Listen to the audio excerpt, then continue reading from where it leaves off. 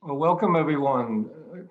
For those of you who might not have been with us yesterday, I'm Jerry Powers. I'm coordinator of the Catholic Peace Building Network and director of Catholic Peace Building Studies at the Kroc Institute for International Peace Studies at the University of Notre Dame.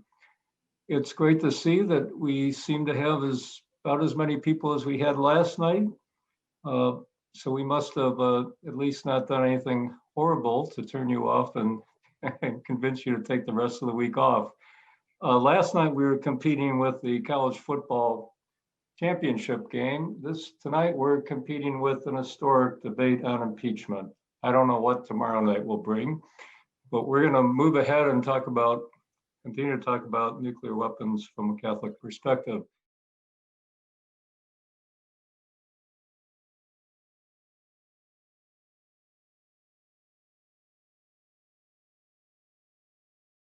And tonight we're very unfortunate to have with us some nuclear specialists from the Nuclear Threat Initiative, Erin Dumbacher and James McKeon, and Carmen McDougall, who is with us, but I'm not sure, Carmen, if you're going to jump in, you're welcome to, of course. But the Nuclear Threat Initiative is one of the most important non-governmental organizations that's working on nuclear safety, nuclear proliferation, arms control, and disarmament in the world. It's a very large organization. It was founded by Senator Sam Nunn, who for many years was the chairman of the US Senate's Armed Services Committee, and Ted Turner, who founded CNN. It's in 2013, the Nuclear Threat Initiative approached our colleague, David Courtwright at the University of Notre Dame about possible collaboration. And we're happy to say that since 2013, we've had an excellent collaboration with the Nuclear Threat Initiative. And without the Nuclear Threat Initiative's help, financial support, and other kinds of engagement, we wouldn't be able to do what we're doing with this project on revitalizing Catholic engagement on nuclear disarmament. I believe that one reason the Nuclear Threat Initiative was interested in collaborating with us because they saw the importance of religion and ethics in the nuclear debate. And that's not the specialty of the Nuclear Threat Initiative, but I think they saw that as an important dimension. And we've been very fortunate that we've been able to work with them because they bring the kind of nuclear expertise and credibility that none of us have to the moral and ethical conversation. So welcome, and we'll start with Erin and James. Thank you so much. Thank you for having us and for your ongoing partnership and collaboration with us. I will kick us off, and then I hope James and I can maybe get ahead of some of your questions, address a couple of different maybe hot topics, if you will, as it relates to nuclear weapons policy. And then, of course, we'll leave a good amount of time for your questions. I don't know if there's, right or wrong way to do that in terms of how we find you and get your question. Feel free to put them in the chat. And then when we get to sort of a formal Q&A period, we're happy to try to manage and moderate that. And we also know we have the breakout sessions in addition, so you'll get even more time with us. But first, let me just give a bit of an intro as to what NTI is, just expand on what's already been said, and then I'll pass it over to James to tell you a little bit about our internship program. So that's a way for you to get involved in the field, those of you who are students especially.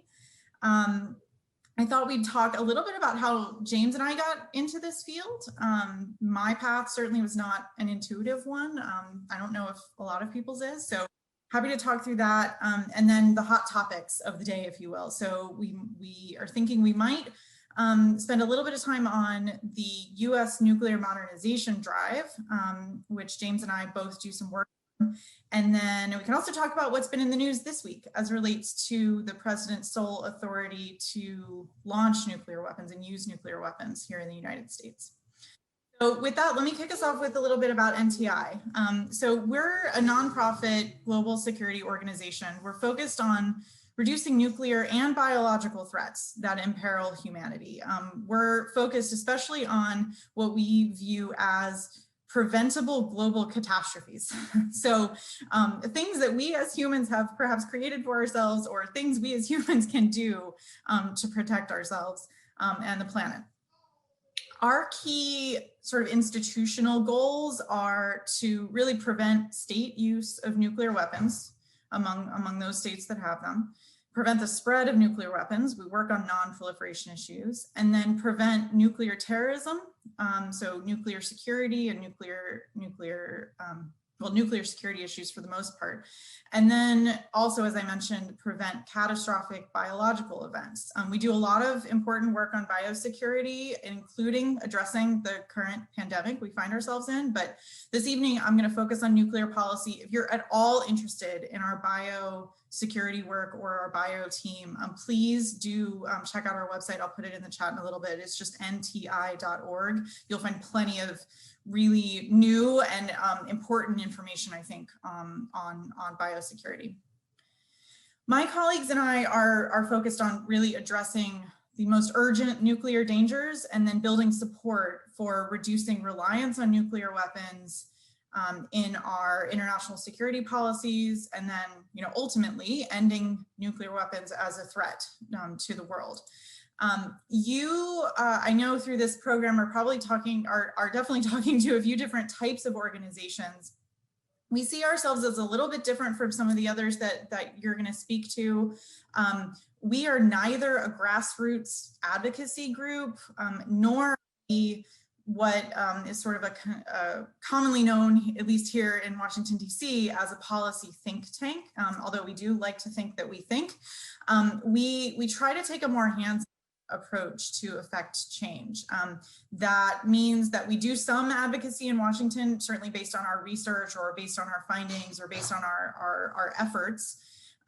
And we're advising and counseling global governments around the world, on new approaches that they can take, for example, on nuclear security, based on our work. But we try to think about the systemic change that might need to occur in order to reduce these risks.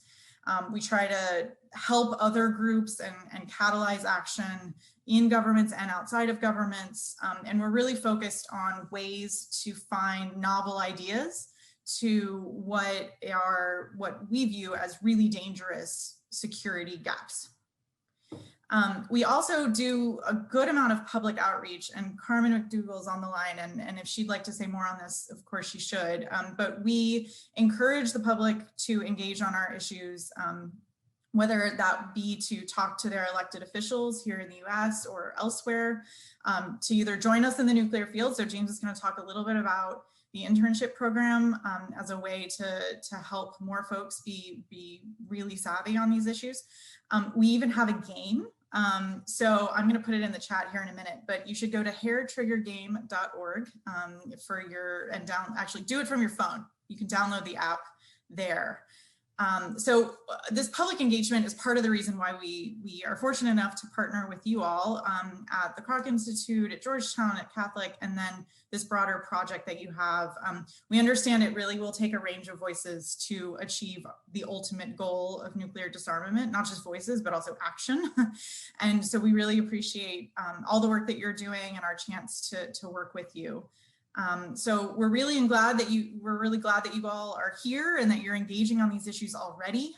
And there's lots of ways for you to get involved in the issues broadly and specifically with NTI.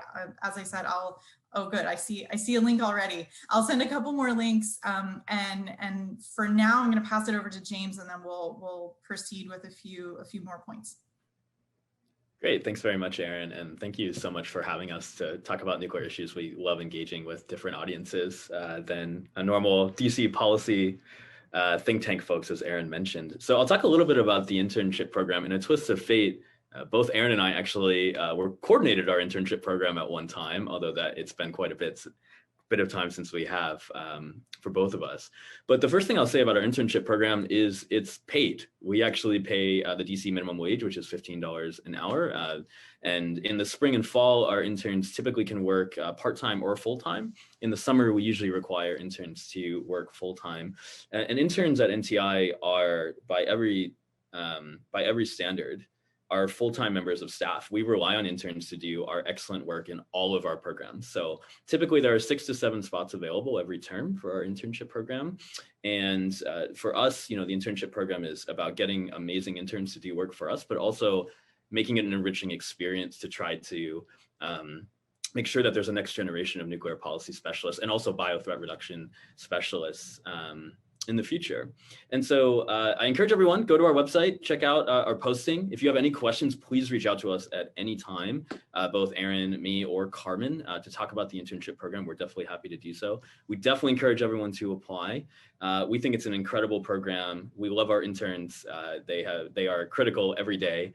And moreover, in the virtual time that we have because of COVID-19, it's also a lot easier for interns to be able to work with us. They don't have to move to DC and find a place to live for a few months. And I think that is one of the very few benefits of these past 10 months. So if anyone has questions about the internship program, when we open it up for Q&A, that is great. Please feel free to come through with those because we don't just need to talk about nuclear policy. So I will stop there and send it back to you, Erin.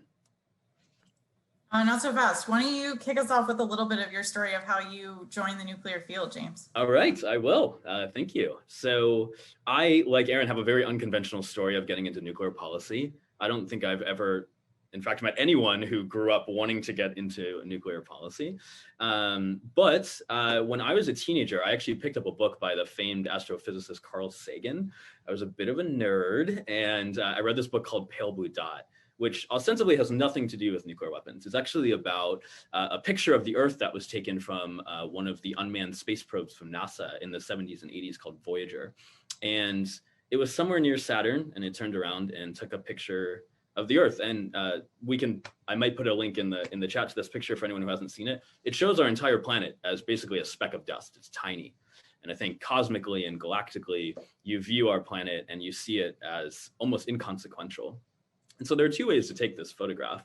One is to basically come to a conclusion that life is meaningless, we are meaningless, we are tiny, and therefore we should all be nihilists and not care about our existence. Thankfully, Carl Sagan took a completely different path, which was focused more on the fact that this is the only home that we have and likely will ever have. And it puts everything into perspective for things like wars or conflict, when actually all we have are each other. I think his words are, it underscores our responsibility to be kind to one another and to protect and preserve the only home we've ever known, which is planet Earth, which he referred to in this photograph as the pale blue dot.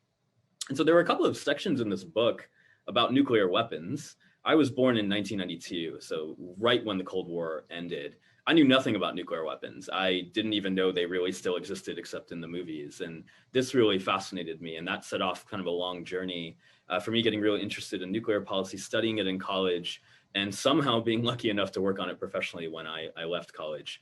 And so even though I've been working on nuclear policy now for coming up on 7 years, which is crazy professionally, I still think back to those words of Carl Sagan and about the pale blue dot. And they certainly motivate me every day to continue to work on this issue because humanity has created many methods to be able to essentially self-destruct the only home we've ever known. And hopefully the work that I do and that Erin and Carmen does can help, even if just a little bit, prevent that from ever happening. Erin, over to you. I didn't know you were going to talk about space because that's a segue to the way that I got interested in these issues as well. I grew up in Huntsville, Alabama. I don't know if anyone has heard of that or been there, but it is known as the Rocket City, in part because it was the home of a lot of the propulsion that led to the space program, and also all of the research that led to an understanding of how ICBMs and other nuclear delivery vehicles could work. So my family, almost all of them are engineers. And it became clear to me pretty early, going to Catholic school in Huntsville, that I was probably not going to be the one designing the rockets or testing them. Let's just say that I can do good math, but like that's a whole different level. And I became a lot more interested in the people part of that problem, of trying to make sure that technologies work the way they should, and that they are, when possible, used for peaceful purposes.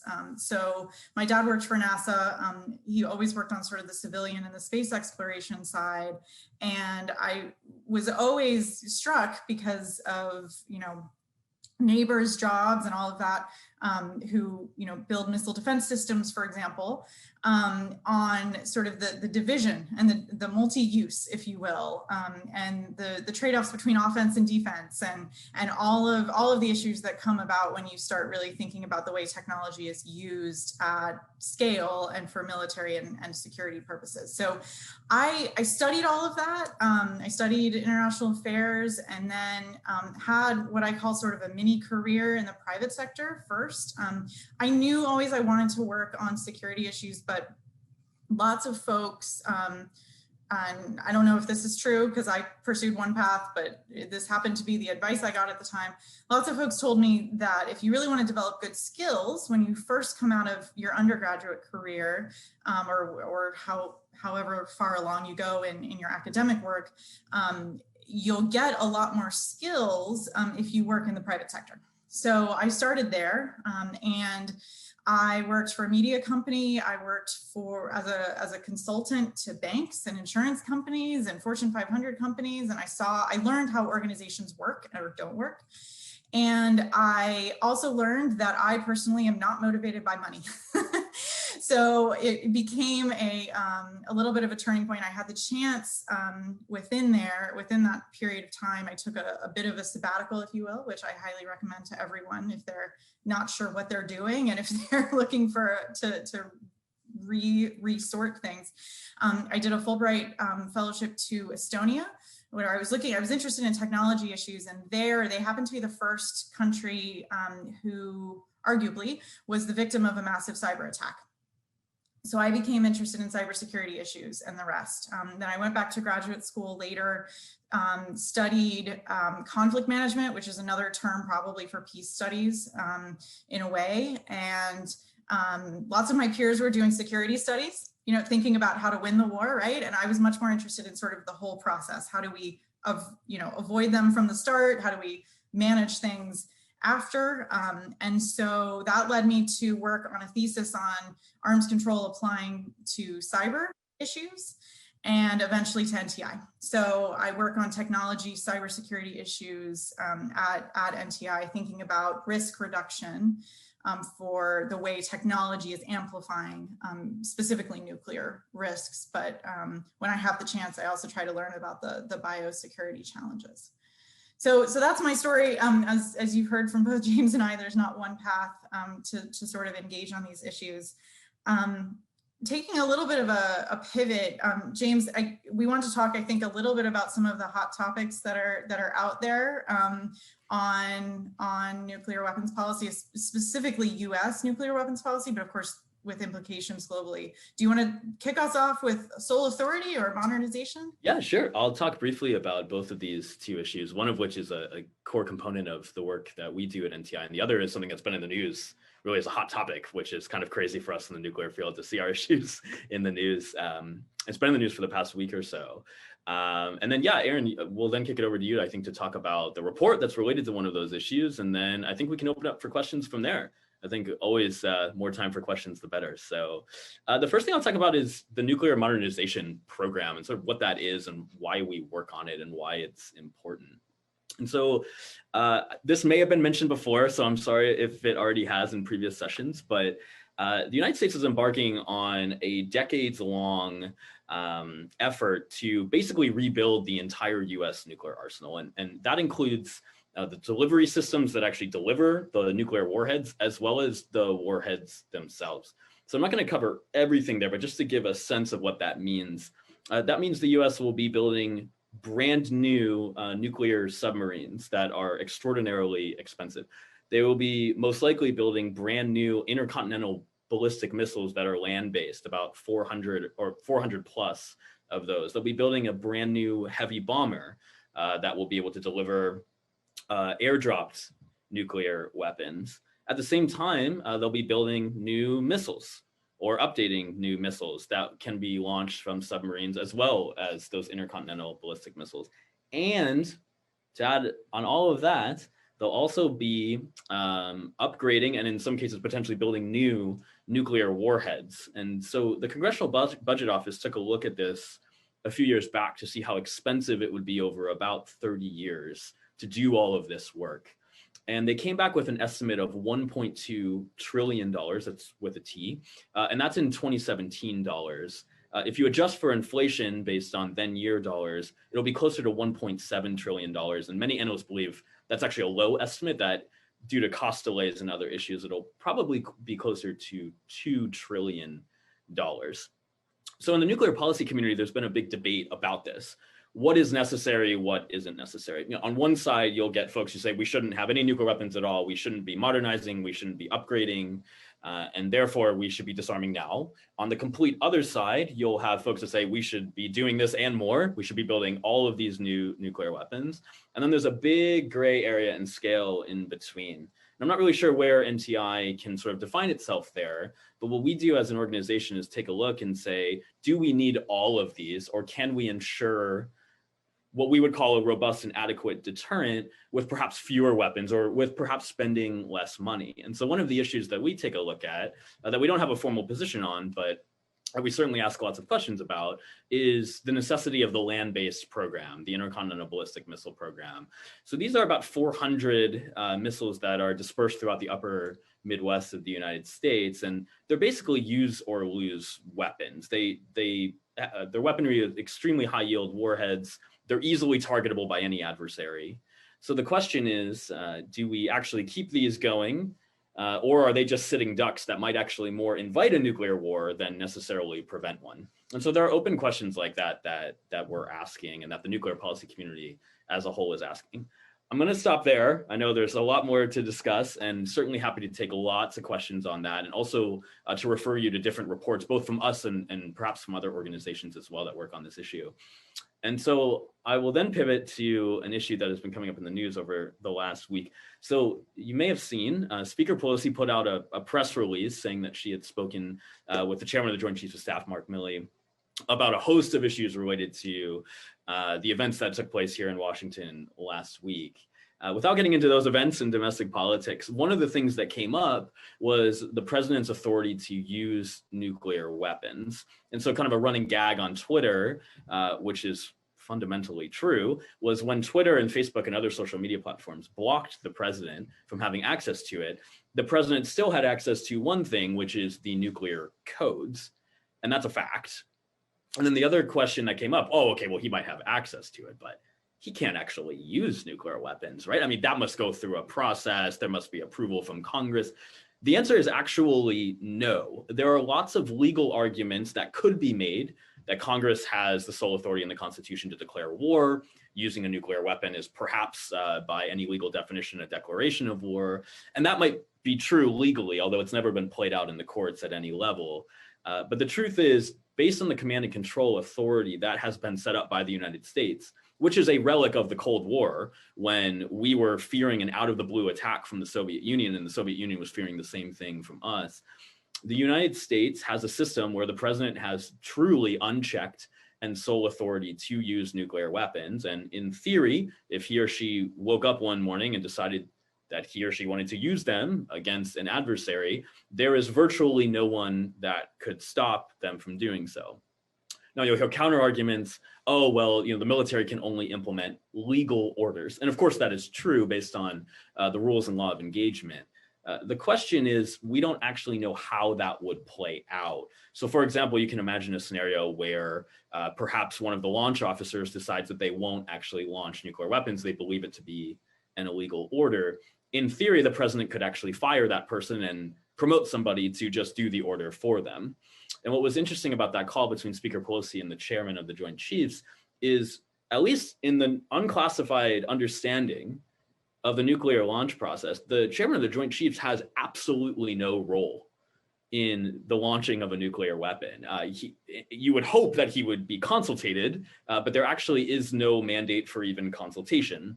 And so this will go to a report that we've actually worked on, I believe it was last year or in 2018, where NTI took a look at this and asked some of the legal questions. And we actually commissioned a paper to talk about this. And it's a little bit in the weeds legally, but it's a very interesting look at sort of what is sole authority, what does it actually mean, and how would it play out? And then another thing, we had a companion piece to that where we made some suggestions about how to potentially improve that process. There have been proposals to give Congress full authority to use nuclear weapons. As with any public policy, there might be some problems with that. But we also talked about maybe providing avenues for Congress to be able to consult with the president before he or she decides to use nuclear weapons, whether that would be perhaps what's known as the Big Four, the Big Eight in Congress, or perhaps a larger committee where we're not quite sure. But this is something that we care a lot about at NTI, and something that I must say from a personal perspective is a bit terrifying when some of these sort of theoretical and hypothetical situations that we think about every day actually come out at the highest level, including from the Speaker of the House and the chair of the Joint Chiefs. It makes our work sort of all the more real in the past week or so. And I must say, even as somebody who's worked on this for years, it's a little unsettling at times. So I will stop there. And I want to kick it back to Erin before we take it to questions, because Erin has just recently co-authored an amazing report that's related to nuclear modernization. And so I would love for her to talk about that. Yeah, I'm happy to. One side note, because I do tech and nuclear policy issues, when the tech companies like Twitter and eventually Amazon and Parler and all of these took their action this week, the first thing that came to my mind was, yes, but we haven't taken other things away. So I think it's important for us to think about that. The nuclear modernization effort that is really, really broad across the United States, as you might have seen with some other Department of Defense programs in the past, like the F-35, for example, it's manufactured in a whole number of states across the country. I studied a bit of economics, and if you think about trade-offs and you think about political economy issues, it's really hard to avoid the idea that there's a lot of folks around the US with some sort of stake in what types of defense decisions are made, right? We have to acknowledge that reality. Some of those decisions are in terms of the investment that James described on the US nuclear weapons. Many of those dollars, I will say, are going towards systems that are going to be sort of what we call products of their time, right? What do we have right now? We have, yes, Twitter to some extent, and Facebook and all those types of social media, but we have a whole gamut of digital tools. We have phones with touch pads. So imagine, just to put this in context, the last time we modernized US nuclear forces was back in the 1980s. What technologies did they have then, right? And this modernization will be a product of its time. We wanted to understand the extent to which they'll use digital tools in modern nuclear weapons moving forward. A lot of these programs some of these programs, once they're built in the next, say, 10, 15, perhaps longer number of years, they're anticipated to be deployed through, say, the 2080s, right? So the choices that we're making now will be living with for a period of time, presumably. And what we discovered is that huge percentages, so something like almost 90% of the program, the discrete nuclear modernization programs that we looked at, they're in unclassified literature only. There's at least 46 of them. There's a lot of different moving parts here, but 90% of those will include digital tools for the first time. So think about the cybersecurity threats that you have just by virtue of the fact that you're on Zoom and that you have a computer and internet that helps you get there. Not everything that I'm describing that's digital is networked, so it's not all connected to the internet per se, but they will have digital components or upgrades of some sort with all of the accompanying risks that brings. And actually almost a quarter of them will have some form of new automation or machine learning. We're not talking about generalized, there's not going to be a robot making decisions about whether or not we're going to launch nuclear weapons. That's not currently in the plans for the United States government.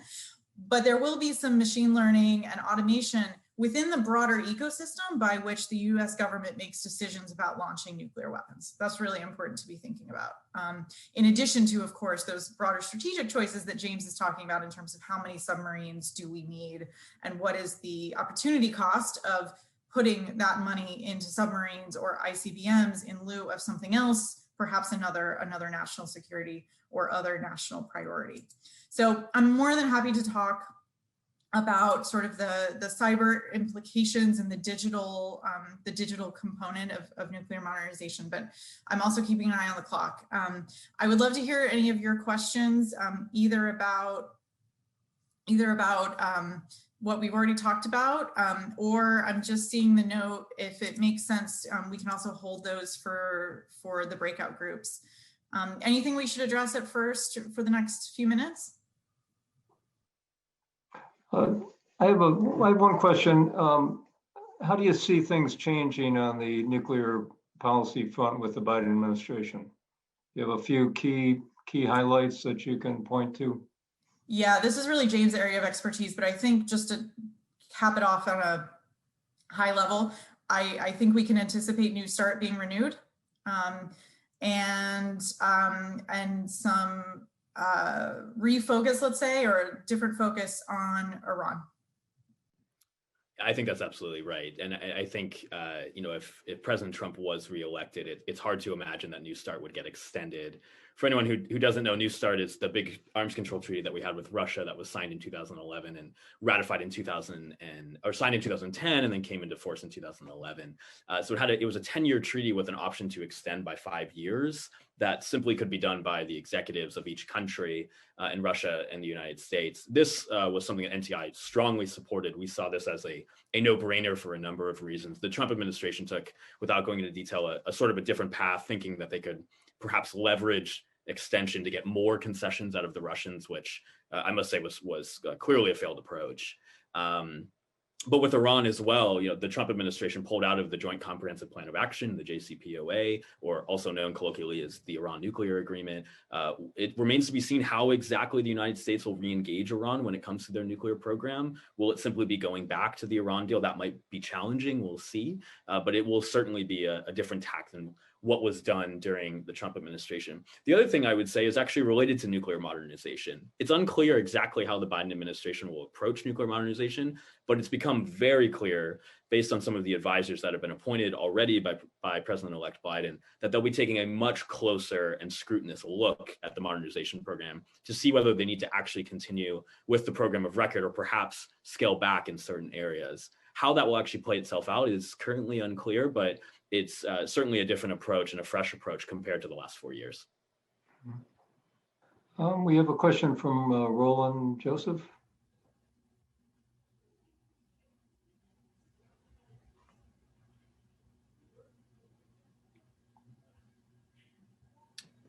I think you're on mute, Roland. I think he's you're on mute. Yeah, he might have to be unmuted. Can you unmute? Annie, do you need to unmute him?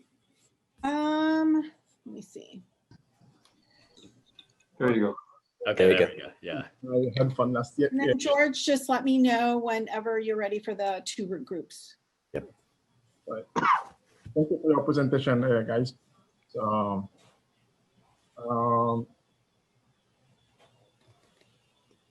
I think since the Cold War, there is a huge reduction of nuclear weapons in terms of quantity numbers.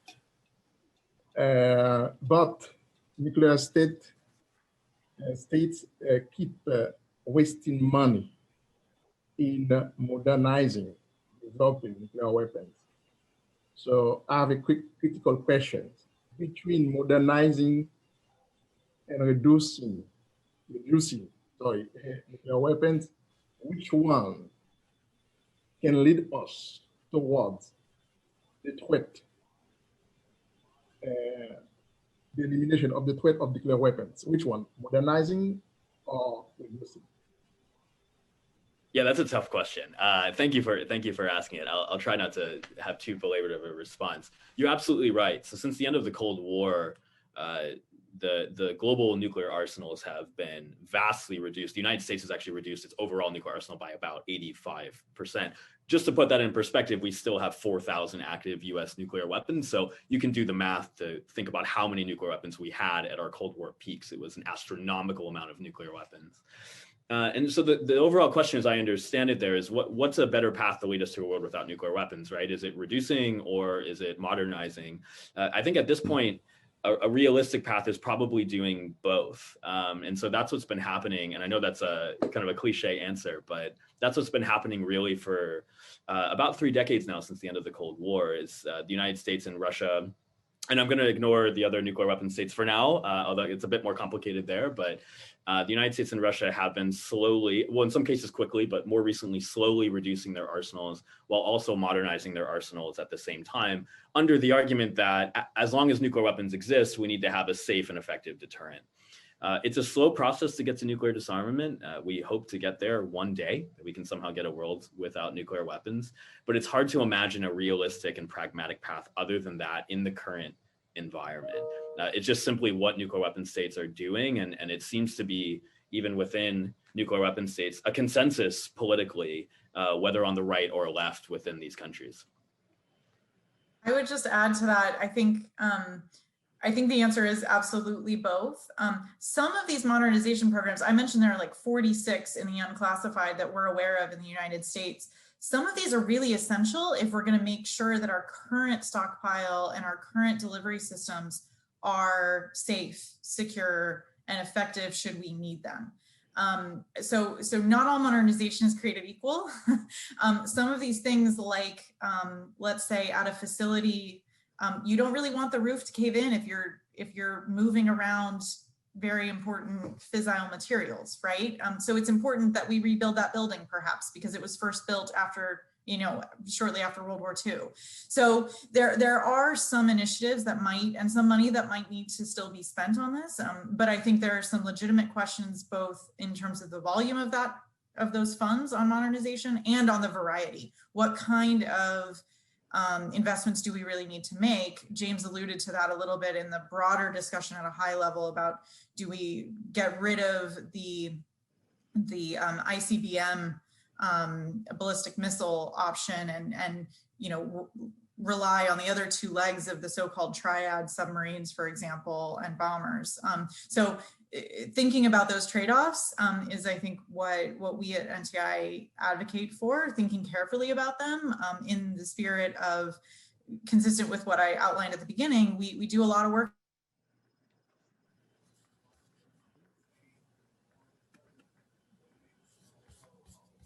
We may have briefly lost Erin with connection issues. Carmen, did you want to jump in? So we need to make sure that the militaries have funds to manage that securely. Carmen?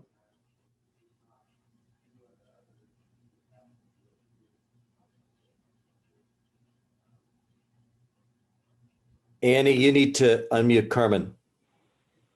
Thank you, yes. I wanted to add one other, just a footnote about an NTI program that's called the International Partnership for Nuclear Disarmament Verification. We shorten it by saying IPNDV. And it's a program that we started with the Obama administration, and actually, to its credit, the Trump administration continued it all 4 years. But it's working with more than 25 countries around the world, and that means both nuclear weapon states and non-nuclear weapon states, to figure out how do you verify a world without nuclear weapons.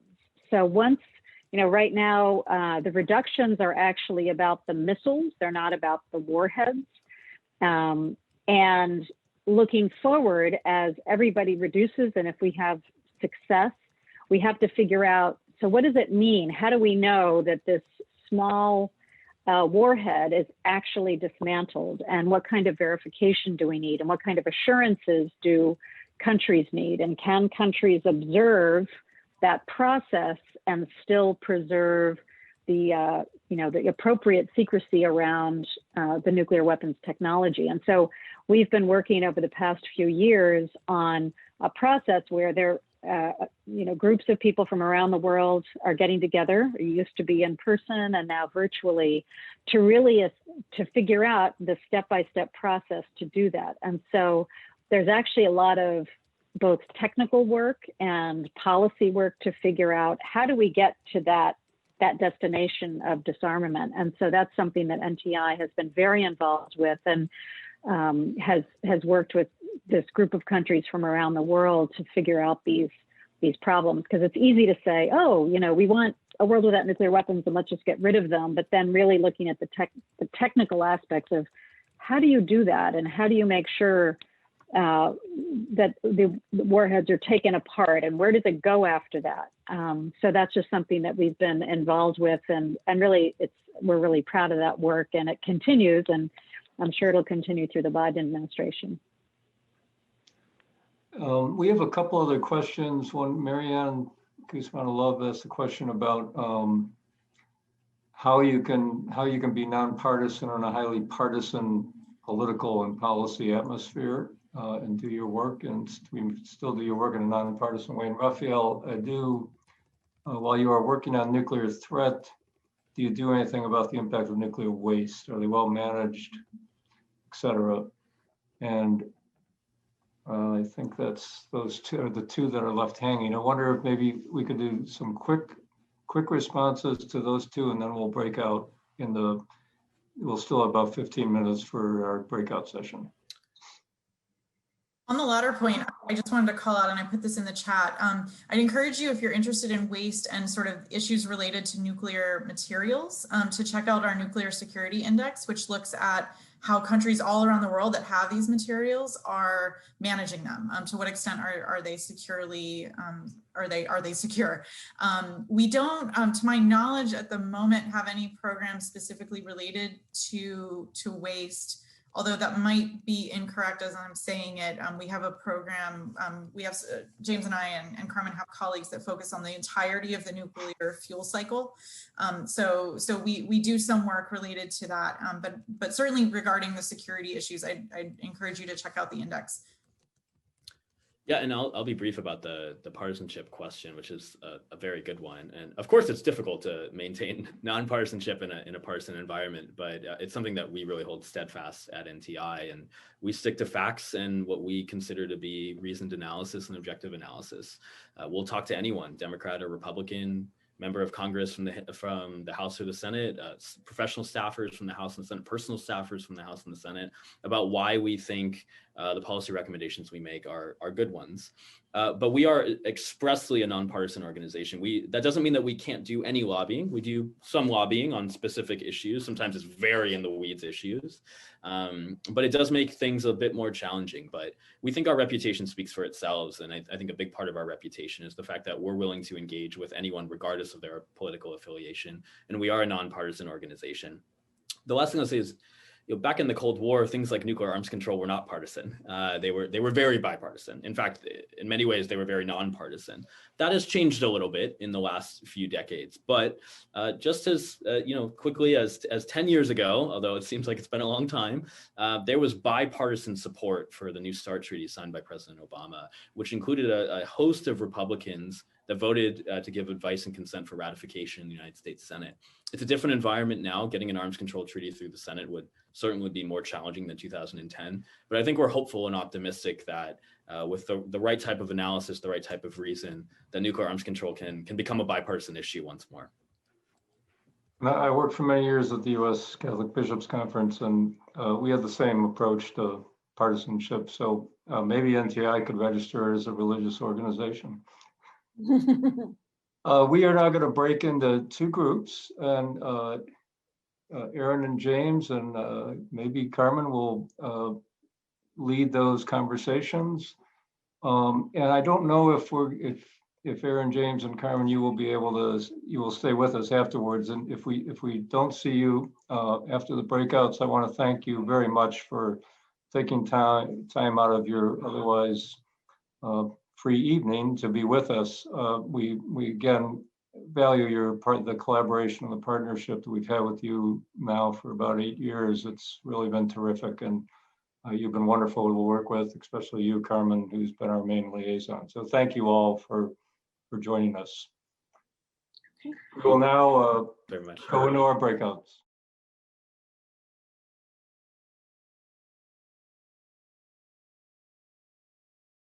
Welcome back, everyone. We had a great discussion with NTI, and I trust that your groups also had some really great discussions. Our next section, we're going to kick off a little bit of framing for some of the ethical issues surrounding nuclear weapons, and then we'll go into breakout groups to discuss some of these ethical issues surrounding nuclear weapons. We'll switch it up a little bit from last night, so your group will be the same, but we'll have some different moderators. And before we do breakout to the groups, I'm going to ask some of the moderators from last night to share some of the ethical issues that were raised in their groups to try to kind of refresh memories or prime the pump a little bit for what some of those ethical issues were. But to start us off with just a little bit of framing, one way to think about the variety of ethical issues that arise in consideration of nuclear weapons and nuclear disarmament, moving towards deeper nuclear disarmament, is to think about the life cycle of nuclear weapons. So nuclear weapons do not grow on trees. They are not naturally occurring. They're not out there in nature. And so these have to be created. They're created by men who invent them, design them. Then there are political decisions to go ahead with creating those weapons that have been designed or invented. And then you had to create really huge industrial production facilities to be able to take these weapons from an idea on a piece of paper originally in the Manhattan Project era to the computers today, and to till the earth and extract the materials to be used to create nuclear weapons, then to distill that material into fissile material to build these bombs in factories. And then the decisions become much more political. After these bombs are built, or as these are being designed and built, the industrial process is paralleled by a political decision-making process. And that political decision-making process says, where are these weapons going to go? And what are we going to use them for? Are they going to be deployed in a very narrow way with a very small number of weapons, as China's nuclear policy is, for example, where they have a smaller number of nuclear weapons? They have a no first use declared policy, and the way they position those weapons seeks to emphasize that they are more defensive in nature. Or are they like the United States and the former Soviet Union, today Russia, that more than 90% of the nuclear weapons in the world are controlled by those two countries? Are they very widely dispersed? We've been talking about the triad, land, air, and sea, very widely dispersed geographically, and in bases in the United States and bases in Russia or in the former Soviet states. So then that raises into question lots of decisions over who controls those weapons, who makes the decisions about use of those weapons, and whether they are for deterrent purposes only. We talked last night, George was talking about mutually assured destruction, MAD theory, or nuclear utility, nuts. These were our big choices during the Cold War. Are you mad or are you nuts? And nuts was nuclear utility theory, that, well, perhaps they could be used in certain situations. Perhaps they could be used, smaller bombs in a narrow situation for bunker busters, for example, to use in particular military scenarios. So all of those political decisions and military decisions about where they can be dispersed, where they can be deployed, and what they can be used for is kind of that middle part of the life cycle of a nuclear weapon. And then later in the life cycle of a nuclear weapon, you have decisions about, have we now reached too many? or are they nearing the end of their life cycle? So we would like to get an agreement for arms control or disarmament to remove them. And then in that end of their life cycle, there's lots of questions about how you do that. Do you do that unilaterally? And we've seen times in our history where the United States or Russia has unilaterally declared we're going to lower the levels of armaments. Do you do that bilaterally, which most arms control agreements and disarmament agreements in the United States that have actually decreased the number of armaments have been done in bilateral treaties between the United States and Russia, because again, those are the countries with most of the world's nuclear arms. Do you do it multilaterally through the Non-Proliferation Treaty, as was discussed last night, and now the Nuclear Ban Treaty? And who makes those decisions? Are those decisions just made by political elites, by the heads of government, the heads of state? And that's most of the history of arms control and disarmament have been decisions made by political elites. Or do you have a more democratization of these decisions? And we see that with the Nuclear Ban Treaty, with a really robust participation of civil society networks, religious networks, and others in that decision-making process. They actually had a place in the negotiations and the debates at the United Nations, even though at the end of the day, countries that were the only ones to sign those agreements.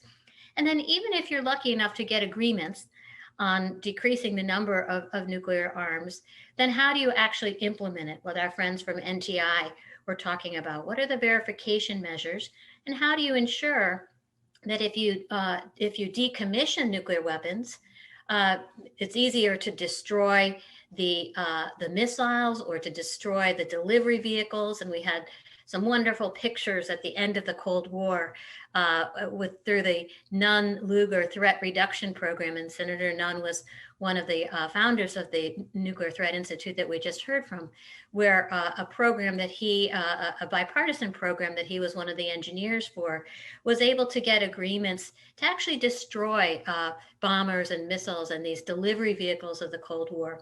But then you're left with the actual fissile material, the pits, the guts of the nuclear bomb, if you will. And what do you do with that? One of the brilliant programs that was devised at the end of the Cold War was actually taking that fissile material from those decommissioned nuclear weapons and de-escalating it, lowering the intensity of it so it could be used in nuclear power plants. And for a while in the United States, 10% of our electricity, when you turned on the lights, was actually being driven by these decommissioned nuclear bombs. So if you think of that as kind of the life cycle of nuclear weapons, and then of course the question that NTI was raising tonight about modernization, do you continue these weapons by modernizing them with current technology to extend their life cycle?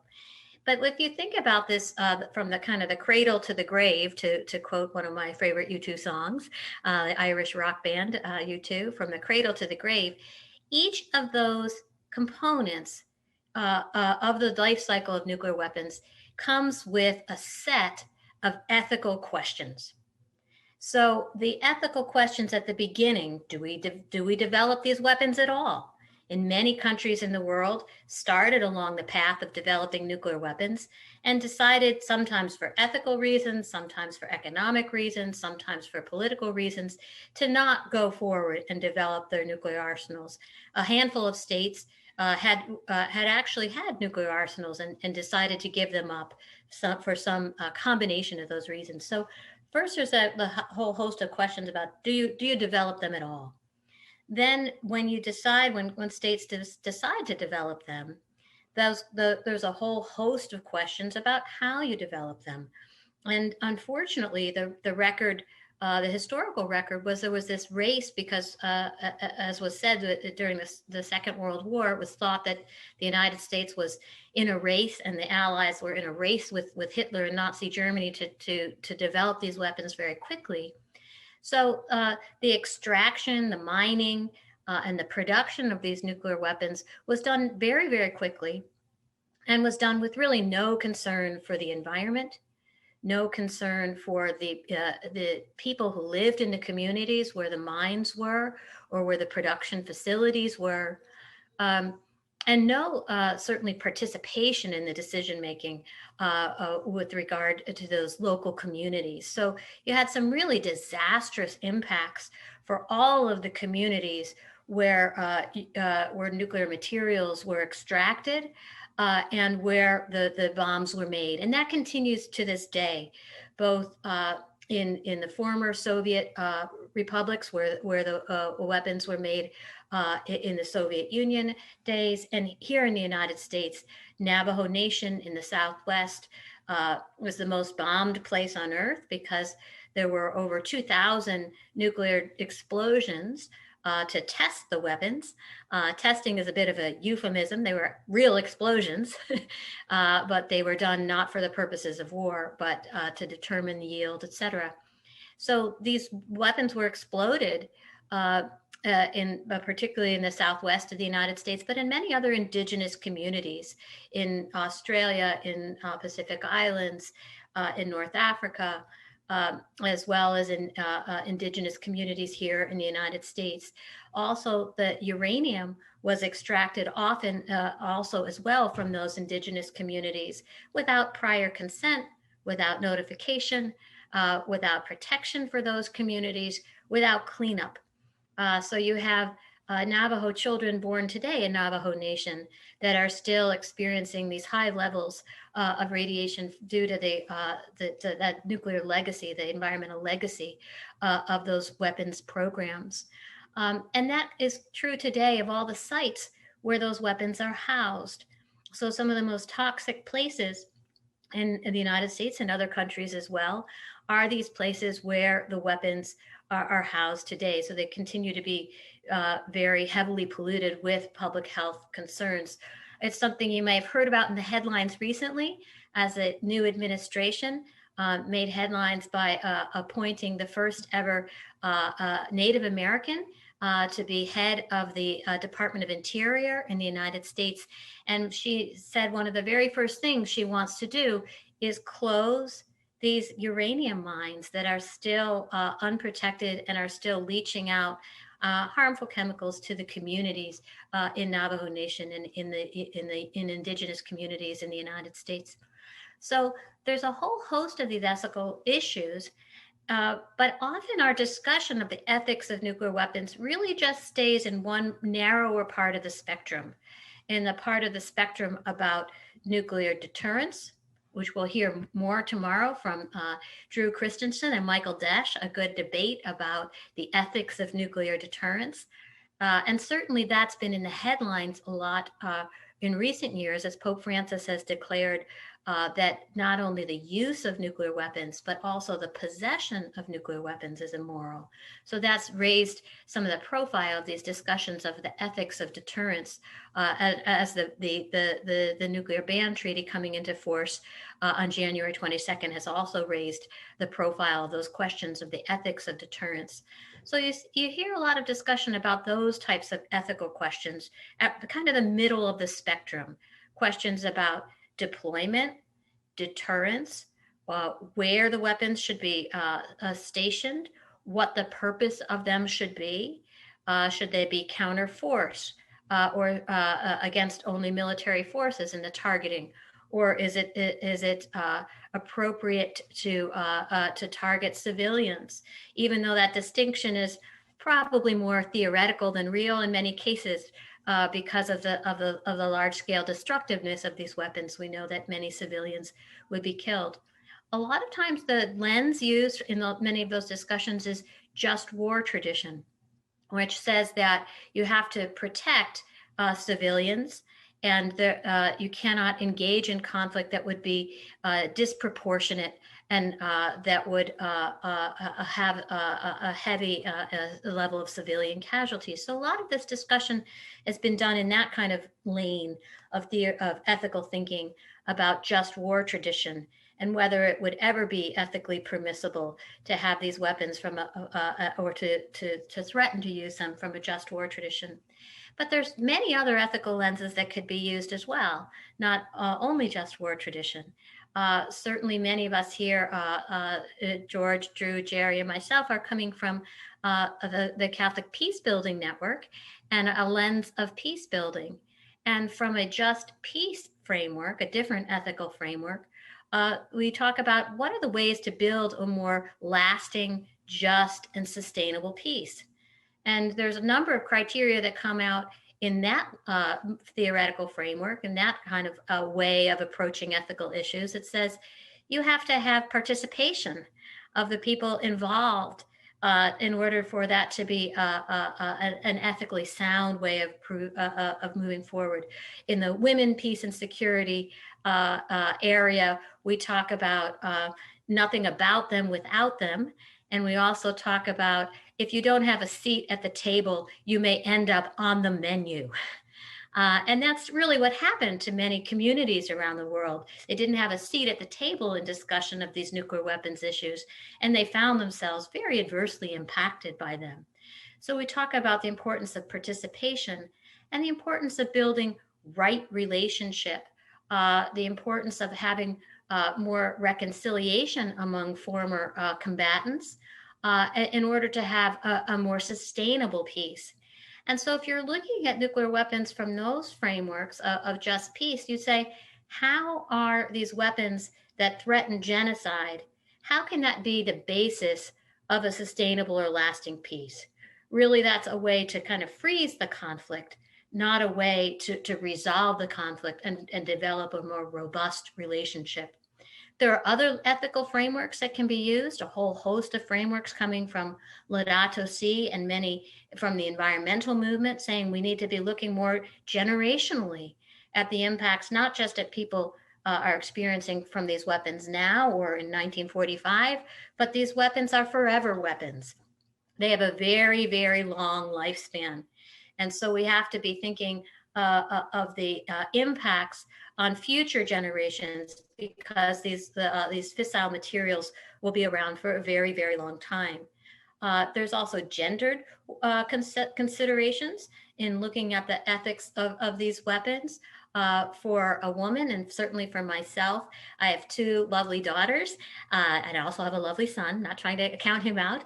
But when I was pregnant with my daughters, I was carrying 3 generations at one time. So within my body, I had myself, my daughter, and her little baby ovaries that had my grandchildren or potential future grandchildren. I was carrying them in myself all at the same time. So when a woman is impacted by the environmental or public health impacts of nuclear weapons, it's not only herself, but 3 generations at once that are experiencing that radiation or that harmful impacts. And there's also the gendered aspect as well, because women often do not have a seat at the table of these decisions over nuclear weapons, even though nuclear weapons, even though women are the majority of the population around the world. There's a youth element here as well, a generational ethical elements to consider, because many of the folks making these decisions are much older, and the younger people are often not consulted, don't have a seat at the table, even though all of you will have to be living with these weapons for a very long time. There are economic aspects, the ethics of economics to consider in these weapons as well. What are the opportunity costs for the resources spent on developing these weapons that could be spent in alternative ways? Others will argue that from the counter viewpoint, and we'll hear that more tomorrow from Mike Desch of Notre Dame, saying that these weapons might provide some benefits to peace and stability, or might be more economically efficient than other means that would be available for defense. So they would make an argument that was actually not just practically sound, but an ethically defensible way to proceed. So at each of these steps in the cradle to the grave of nuclear weapons, many, many different ethical questions arise, and different ethical tools can be used, different approaches can be used to analyze the ethics of these decisions. The challenge has been that through the Cold War, really only a very narrow slice has been considered. And many of the ethicists who've discussed these issues want to keep it in a very narrow slice of just the deployment decisions, the decisions on nuclear use or nuclear deterrence, and really what the humanitarian arms control community and movement has been doing, and many newer voices of women, youth, indigenous, and others from the developing world have been adding and saying, wait a minute, we need to expand the aperture. We need to expand the aperture to look at the ethical considerations in a much longer time frame and a much wider geographic considerations, and that really look at impacts on all people, not just on governmental elites. So those are just a way of thinking about the ethical issues regarding nuclear weapons from cradle to the grave. I'll start out in terms of the discussion groups last night of saying that there were a number of ethical questions raised in our group. We heard some concern about the erosion of the nuclear taboo.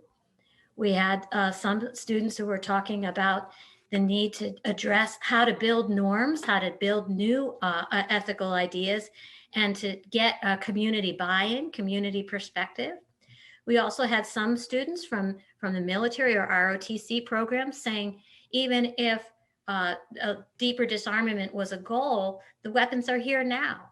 And there are ethical obligations of those folks in the military for making sure there's a safe stewardship of those weapons to protect people. And we heard that from NTI as well.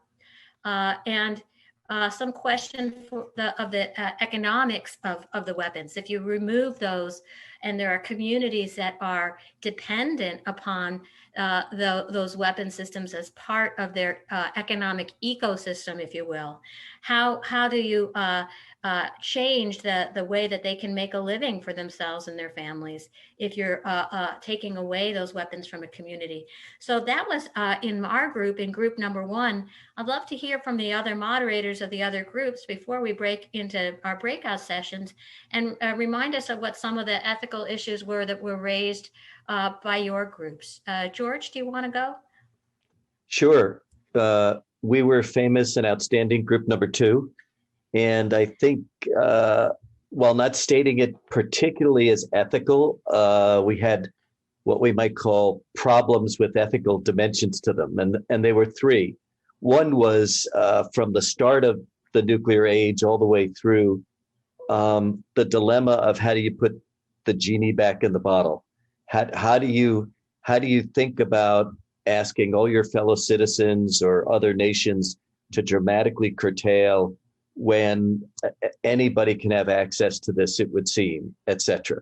We didn't get a chance to discuss any of these very much, but that's the way one was posed. A second was how come we haven't been able to invent technologically our way out of this? I said, do you mean one of those snow cone things where no weapons can get in, and we developed the Great Shield? And there was a recognition that was a bit oversimplified, and it was. But we really were struggling for how the system that could curtail weapons technologically could give states and people security. And we did a little exchange. I sent out a memo today about, in a sense, that's the debate of the 60s and 70s and the anti-missile system, and the search for actually, once you get an anti-ballistic missile system, then you want to try to break it. It leads to a bad spiral. So your best bet is a treaty. And then lastly,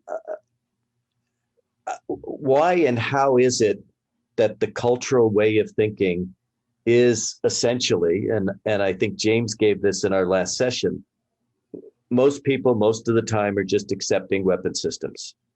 This is where we are. This is the way states work.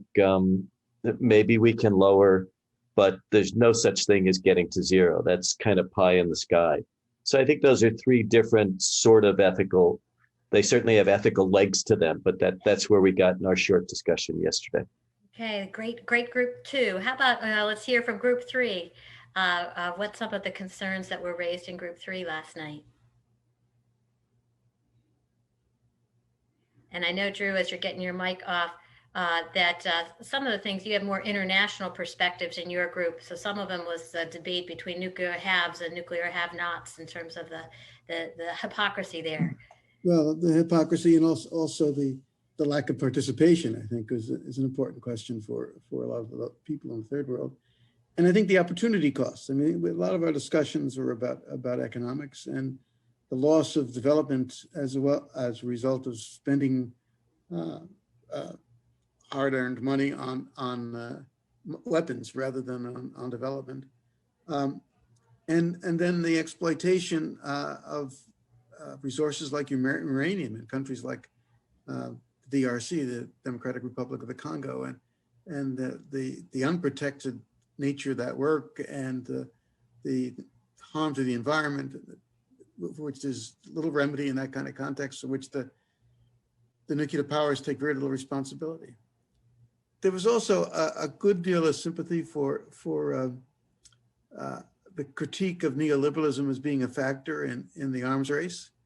And so, whereas we would tend to think in the West as it being really ideological, the tendency on the part of people from outside the North Atlantic region was that the problem has to deal with neoliberalism and its desire to control the world for markets.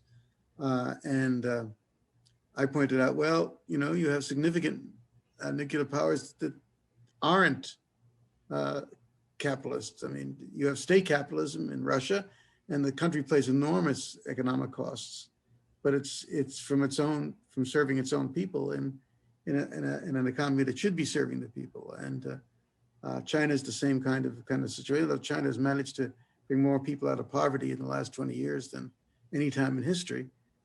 And then there's an economy of poverty in North Korea, which has produced weapons at a tremendous rate over the last 10 years, and is in yet another downward spiral in its own economy. So there are always economic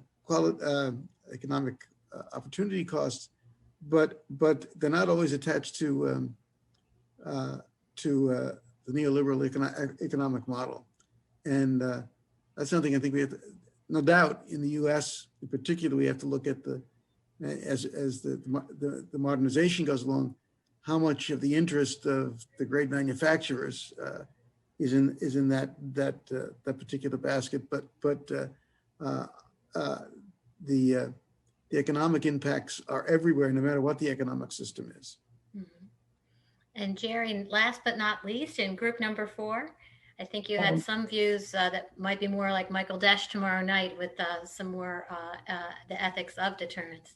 Well, I don't want to summarize the whole conversation, but I think three perspectives that came up among others. One is that sort of a just war analysis that these are uniquely destructive weapons that can destroy the world, are clearly disproportionate and indiscriminate, and therefore they're immoral and should be banned. The second would start with the truism in ethics that ought implies can, and this is a point that George mentioned, that if it's not possible to eliminate these weapons, since we know how to make them, you can't just invent them. Very difficult to verify elimination, as the folks from NTI said. Therefore, we're stuck with them, and it'll be we can't. It's not reasonable to talk about a moral imperative to have to eliminate things if it's simply impossible to do that.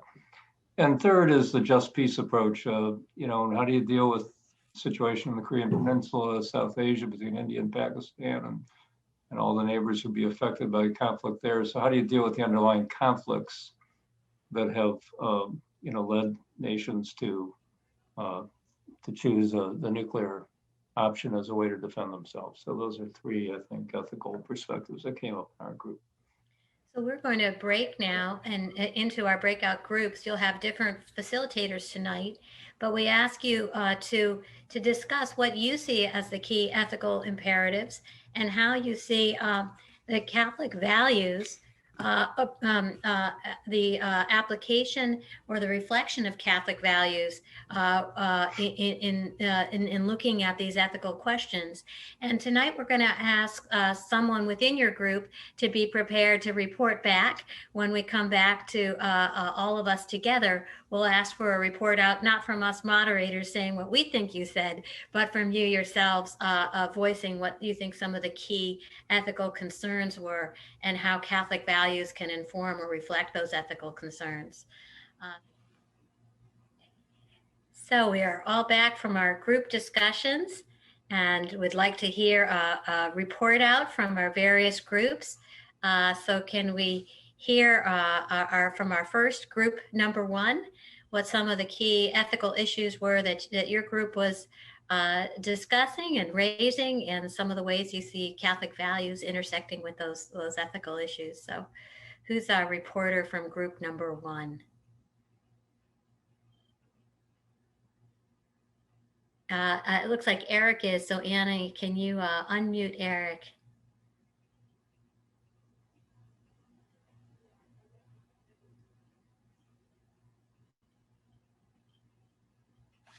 See, I'm not sure if I have any ability.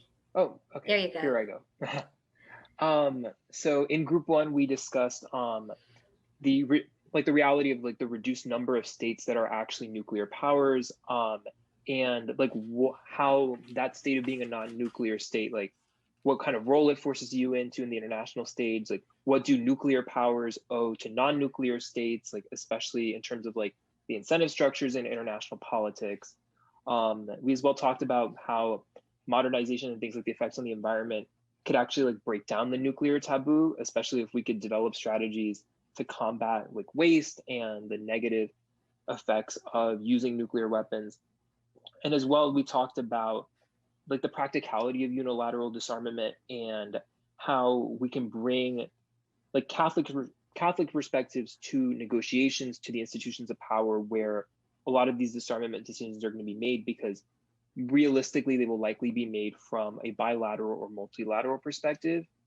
And of course, we talked from there, like how the church can penetrate like the top, the middle, and the bottom levels, like from a grassroots perspective, from a general society perspective, but as well like at elite levels of government.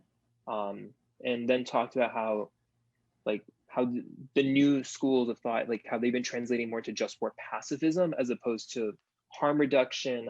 And also like how we could expand this effort to be a more ecumenical process and not just limited to within the church.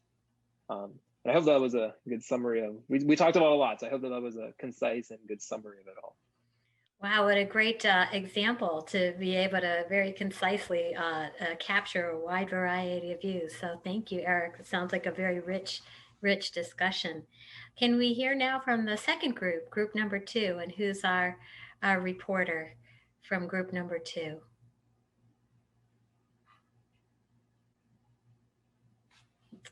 Let's see. Group two, who's our reporter? Looks like Allison's got her Allison. hand up. Yep, Allison. Can we unmute Allison?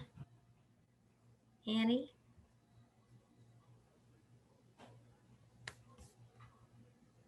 Hi, so I don't know if I can necessarily follow up to that great of a summary, but I'll try. In our group, we focused a lot on looking at different bodies and how we can maybe go through different channels to create a more kind of cohesive approach to disarmament, and possibly looking through addressing with the UN and kind of discussing the different setbacks by trying to call upon that big of an organization while working with both countries that do possess and do not possess nuclear arms. We also had a discussion regarding some of the points you made with reproductive rights and healthcare, and how can we kind of make these reparations, and looking at different movements.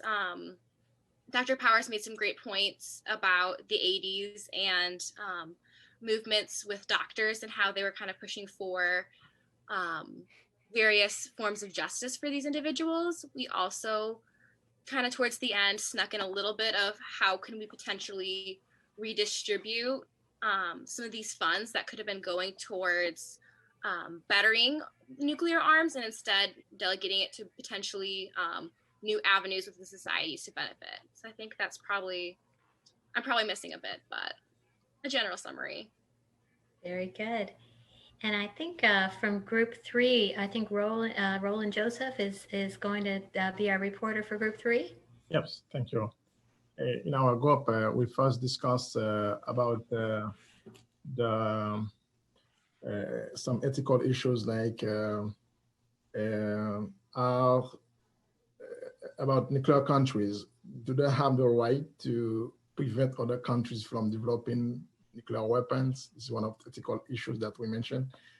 And then we mentioned the social movement, structural violence, and then we discussed that all nuclear countries are exercising structural violence against each human beings in the planet. So, and then we mentioned also how to address this problem, otherwise by social movement, how to, mobilize young people to get involved.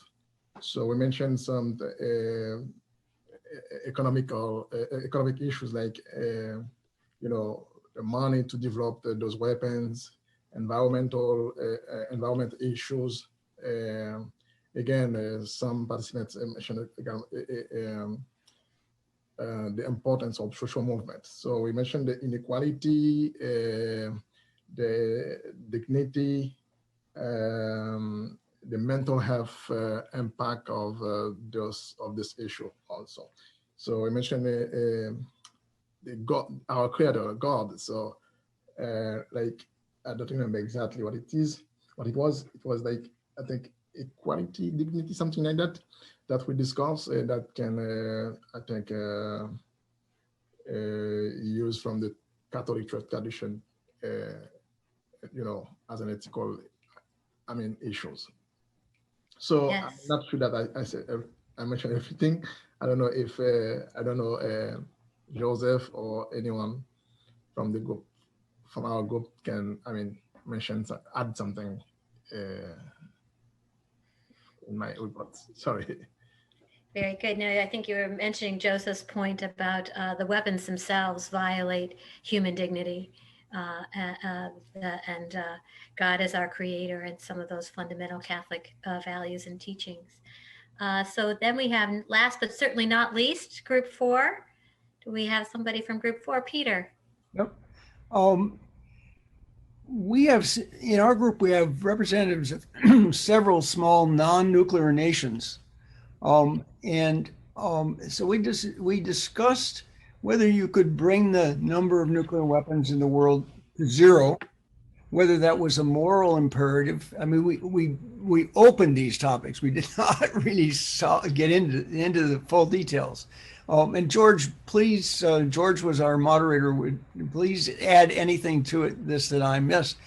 And so there was a question of, is there a moral imperative to get to 0, or might it be circumstances where it's not moral to get to 0 if it left people unprotected and insecure?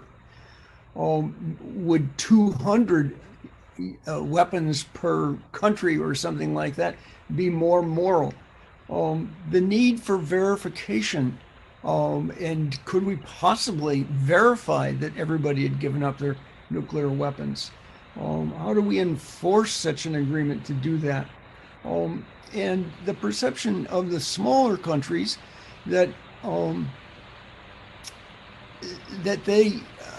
they're not sure they would feel secure in this situation.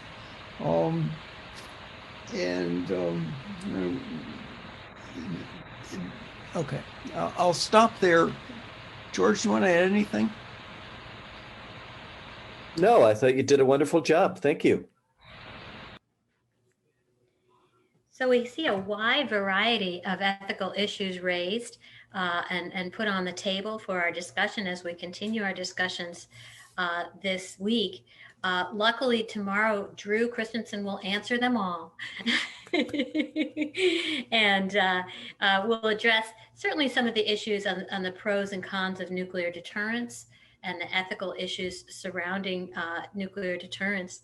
But I wanted to also open it up to others who felt that who wanted to weigh in on this question, and some others of the moderators as well. We certainly have introduced a lot of the ethical issues, but we obviously are not answering them tonight. We're going to have more questions and answers tonight. Other input from others or from any of the moderators or any of the others in the groups? So any other ethical issues that you think need to be addressed or would you'd like to see us raise this week, or ways in which Catholic values can be brought to bear on some of these ethical issues? There were two issues that came up in our discussion that I think are worth keeping in mind. One is, as a result of the inequality of nuclear and non-nuclear states, is the intimidation that nuclear states can, as in particular Russia and Ukraine, the nuclear states can have on non-nuclear states, and then the failure of nuclear states to keep their promises to non-nuclear states, as the case of the US and UK not coming to the defense of Ukraine under the Budapest Agreement when Russia invaded Crimea and sent forces into the Donbass. Those would be the issues we need to look at, I think. Yes, and certainly those will be issues that come up with the Non-Proliferation Treaty discussions at the United Nations this year. And that was certainly part of the genesis of the ban treaty, the feeling that the nuclear weapon states were not keeping their promises to the non-nuclear weapon states and the inequalities there. But other issues that were raised that you want to bring out to the attention of the wider group? Yeah, thank you so much, Maryann. Yeah, I would love to say that I think states also still have a major role to play. They should make sure that they increase their, domestic surveillance, in making sure that they draw a very good strategic, security plan. That will also help, some of the non-state actors that are definitely involving, in nuclear weapons operations. Yeah, they need to increase their domestic surveillance so much to make it more stronger and to also decrease their potentials of creating more nuclear weapons in the world. You raise an excellent point, and certainly it was one that the NTI folks raised on how do you create these verification systems, and raising an excellent point that civil society can play a role in those types of surveillance and verification. We have examples of that in other areas. The annual corruption index as put together by Transparency International by non-governmental actors that rate countries around the world for their levels of corruption. Certainly the nuclear security summits were beginning to do that. They were a series of things that started with governments, but then the intention was to open them up to more engagement with non-governmental actors, with civil society or private sector actors in the medical field and others who might have access to some fissile material or nuclear materials, to engage them in verification as well. So a really important point. Exactly. Other ethical points that you want to raise? We know well that in the Catholic essays or in the Bible, there is love yourself as the way you love your neighbor. But I wanted to indicate something. We know well that Muslims or the Muslims are always seen bad on the idea of war, on the idea of nuclear power, on the idea of being terrorists. That's the way I can consider it.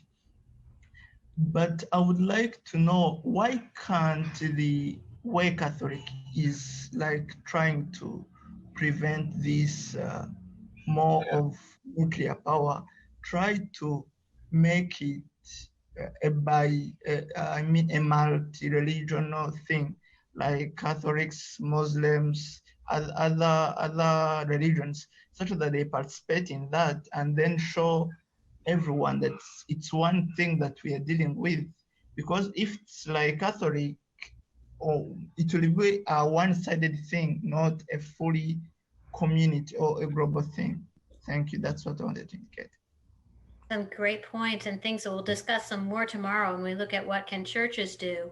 And certainly our discussion is focusing more in the Catholic Church because of who we are, but also as the largest religious actor. But certainly it's not the only religious actor that can engage these issues. And often the church does work quite closely in an interfaith and ecumenical direction. I don't know if others want to weigh in on some of those questions, or if there are other questions you want to raise up.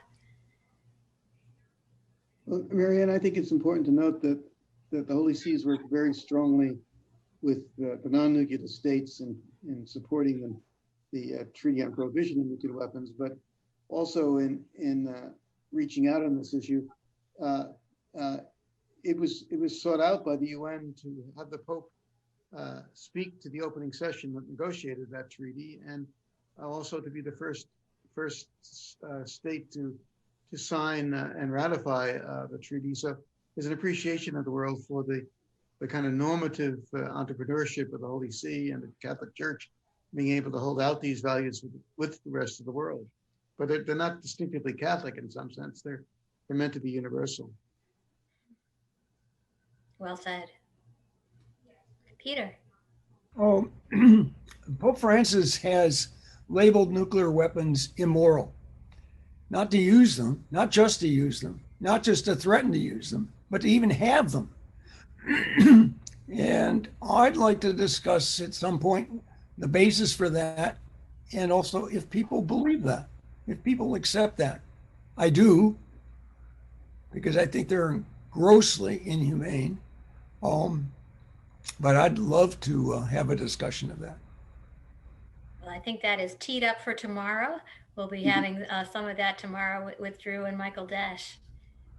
But yeah, I think you're right. It's a very important question. Other points that people want to raise? And just on Peter's last point, it becomes deja vu all over again, because for those of us senior people who witnessed and learned from the discussion in the early 80s and the formation of the Bishop's Letter in the US, the challenge of peace and its outcome discussions, immediately a number of people went to the question, well, will it be immoral to serve in the armed forces if the armed forces are maintaining and threatening nuclear weapons? Or is every Catholic going to be prohibited from being part of the armed forces? And by the way, what kind of sin are we talking about if you do? Are we talking about a venial sin, or are we talking about a mortal sin? And the discussion went on and on. And it's a little discouraging, but not surprising that almost 40 years later now, the same question might come up when you take for its literal dynamic this current Pope's rubric. So I can't wait for that panel tomorrow evening. Well, just to give you a look ahead, the bishops as early as 68, so that's 15 years before the challenge of peace, said that serving in the nuclear forces is one of the issues that might be the basis for selective conscientious objection on the part of Catholics. That taking of that selective conscientious position should be something that's respected by the law. In 68. In 68, yeah. Fantastic. Unfortunately, as Jerry knows too well, it wasn't able to get farther than that. Jerry, do you want to weigh in on selective conscientious objection? I think we have selective conscientious objection and de facto in the U.S. military, at least right now. If you have strong moral qualms about serving in a nuclear silo, I'm told that most military leaders will give you an alternative assignment. But it should be incorporated into the law. It shouldn't just be dependent upon individual officers to decide whether or not to grant exceptions for people who have moral qualms about the nuclear part of the military. So right now it's kind of ad hoc case by case bargaining versus a more structural systemic approach. Yeah. Any other questions before I turn it back over to George? Any other ethical issues that you want us to address, that you want to raise? And again, we'll be going more into detail on these tomorrow with our first session on the ethics of nuclear deterrence, the pros and cons of deterrence, and our second session on what churches can do and bring to these questions that we've raised here today. Just a quick word on tomorrow's first session. Michael Desch and I had a little debate in Commonwealth magazine about after the Pope's statement about condemning the possession of nuclear weapons. And so we'll send that to you. And we'll also send you one of Drew Christensen's many articles on this topic. So if you want to do a little, if you have a minute to do some advanced reading. Good.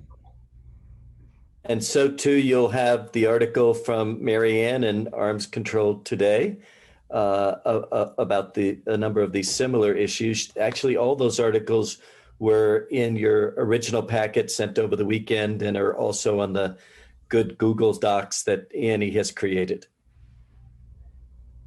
So congratulations, we're at midterm break in our quick course.